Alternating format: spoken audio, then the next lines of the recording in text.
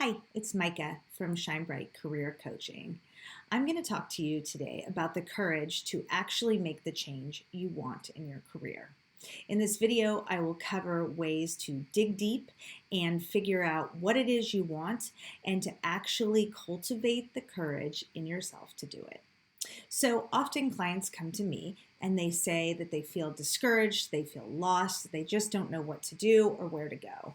They have been surfing the internet, going to job boards and applying. Perhaps they've even actually made a career change and it's turned out to be the wrong one. So they feel very discouraged.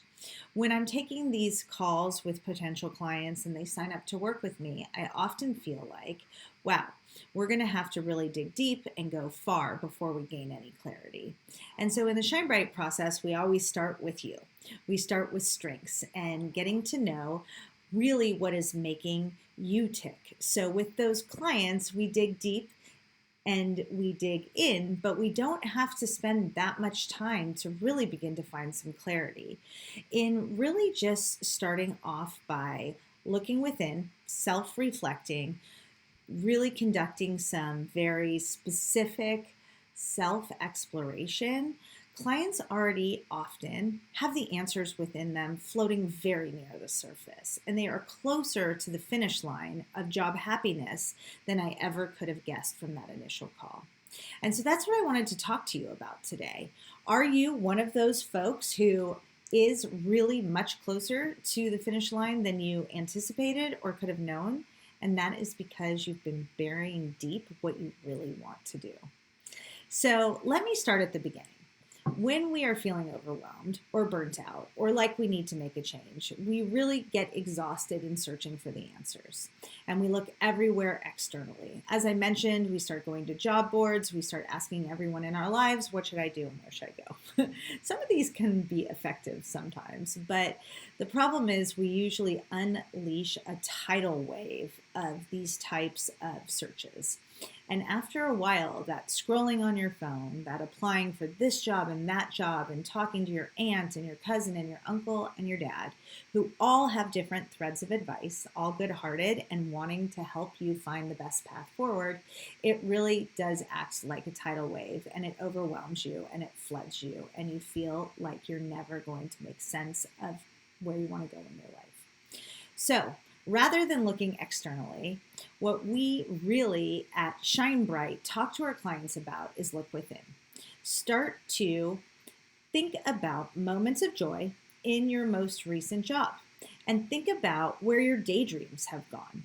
So this is the kicker with the folks who are closer to the finish line than I ever could have expected. And that is we start to do these self-exploration exercises. We start to think about where they most recently had career happiness in the tasks they were doing or the studies that they were completing at university or the daydreams that they have. And very often, these clients that are the most stuck and the most miserable are actually the ones that have always wanted to start their own business or their own venture, and they've daydreamed about being a small business owner or a coach or a personal trainer, whatever it is. It's something that is about going out on their own, standing alone, trying something new, and really going after their dreams. So when we start to kind of discover this and uncover it, what comes up is fear, right? And very often I hear them say to me, I just don't know if I have the courage.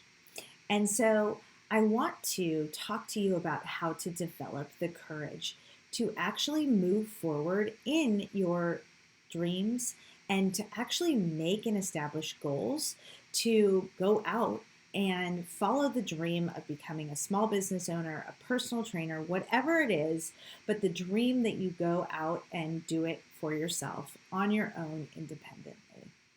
So the first thing to do is to really admit that's what you wanted to do and think about why. And if it's a personal trainer, maybe you had your own fitness journey and health journey, and that was very inspiring to you, and you want to help others. If you're an architect that's been really unhappy at a firm for years and you want to go out on your own, but you just don't know if you have the tools and you're just too afraid to try, these are the folks I'm talking to right now. Also, if you're a chef that's been working in a restaurant for years and you never actually get to be creative and use your own recipes, and you're thinking about starting a meal delivery service or whatever it is, I want to tell you that all it takes is small steps. And the first one is to commit that you want to do it. So in other words, all that hiding in your subconscious, all that denying, this is what you want to do, I want you to let go of it through journaling, through speaking it out loud, however it works for you, and then start to cultivate the courage within you to try. And some of the best ways to do that are to journal. And when I say journal, I don't mean to just sit in front of, a blank page and think about it, but I mean really actually planning what you're going to be journaling about and say, owning this business would make me feel like this.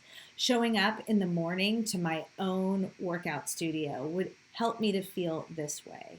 Having a client that I help to lose weight would help me to really realize that helping people inspires me.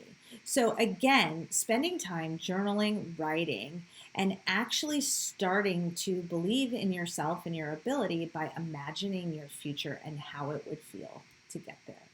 Another way to do this, if you are not a writer, is to create a vision board. And so many of us put things on our vision boards where we're thinking about external things. Oh, I want the Ferrari. Okay, maybe not the Ferrari, but I want to be able to take a trip to Bali or live there by myself. But we often don't think about the things that we want to build in that vision board, and representing not only the things that we want to build to create a life filled with meaning and fulfillment, but how it would feel when we get there. And so just like the journal, if you can actually spend time on your vision board, putting down the things that you want to be working towards, building a business, being true to yourself, and finding courage to go after that dream, also spend time on that vision board thinking about how to symbolize and what it would look like to actually feel in those moments that you've achieved these things. Do you think you would feel at peace? Do you think you would feel very much like you've reached your goals and that was really satiating to you? How can you represent that on the vision board the same way you describe it in words? If journaling or vision boards, you can do either one, but it's the same exercise. It's about thinking big, connecting, and thinking about your feelings. This is the first step. The second step is to really get realistic. So do some research and look at what you really want to do. Are there companies doing it? Are there people doing it? Get inspired by their stories and start marinating in them. If there's somebody who's, on Instagram, you can follow that chef that's delivering meals. You can also do the same thing if it's, someone who's a personal trainer, like follow their workout routine on YouTube. Whatever it is, just get connected to the things you want to build. And then after you feel like you're kind of moving towards this ability to believe and connect to your dream, stop and take a moment and think, wow, this is becoming more tangible. And I think I'm building that courage in myself to actually start moving forward. And that's where it's really helpful to look for outside support. So you may start working with a business coach. You may start talking to other people about how they started their businesses and gathering ideas about, what might be the best step forward for you. But whatever those steps are, they're going to be the more practical steps. And so what happens often, and where we think that we won't have the courage, or we get so discouraged we bury these dreams deep inside, is we just think, oh, I don't know how to run a business. I don't know how to get clients. I don't know how to use social media. And all these I don't knows are actually not things that you need to know in the first moments of your business. In the first moments of your business, it's like a baby, it's an infant, and you're nurturing it. And you're helping it to grows stronger. And as that business grows stronger, you're developing those skills and you are growing stronger too. So, in the toddler phase of your business, you're going to be learning new skills than you do in the infancy, and also with the teenage years, if we carry this metaphor on. But if you start thinking that you have to know all of these things at first, then of course you feel overwhelmed. Of course you don't feel brave. And of course it's easier to tuck that deep inside and pretend that that dream or that desire in you doesn't exist. So again, I'm not going to tell you how to completely cultivate that courage in yourself, because it will look differently for all of you. But the first steps are to really uncover and believe in the dream that you've been trying to maybe deny, and to then start thinking about how it looks and how it will feel, and then to start thinking about how it looks really in the real world, and what kinds of possibilities you could build. And then you start looking for support. How do I start a business? What books can I read by entrepreneurs? How can I start building a professional community of other consultants and people in this kind of industry or field of work? And then you start just building slowly by what you find, right? And again, you're going to take that little business that's a nugget of an idea and a little infant baby that you're going to care for and nurture, and you're going to educate yourself as a business owner about how to help it grow strong in every phase.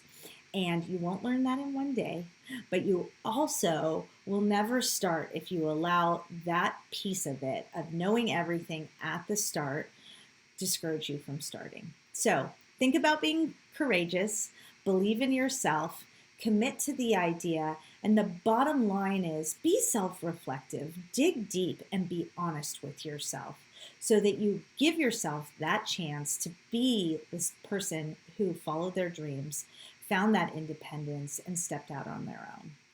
I hope that this inspires you a bit, and if you need more information, you can subscribe to our YouTube channel, Shinebright, or visit shinebright.us for more inspiration from Shannon and Micah, the career coaches.